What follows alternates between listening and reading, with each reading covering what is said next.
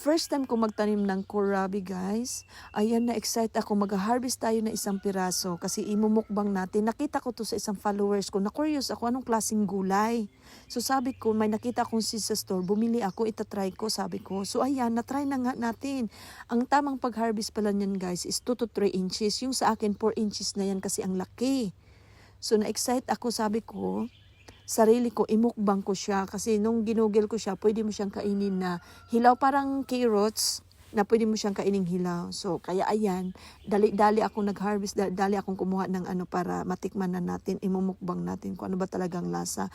Yung amoy niya guys is para siyang cabbage. Parang similarity siya ng mga cabbage, broccoli, mga ganyan, radishes, yung mga ganyan. Tapos yung dahon niya is edible. Pwede mo siyang ihalo sa sabaw or gisahin. Pwede kung anong gusto natin. First time ko magtanim, kaya gusto ko taon-taon may natutunan akong ibang klase ng mga gulay. Kaya nakaka-excite katulad sa ating mga gardener. Sorry guys, nabubulol ako at saka wag nyo nang imayin yung aking mata kasi ang tagal na wala na after ng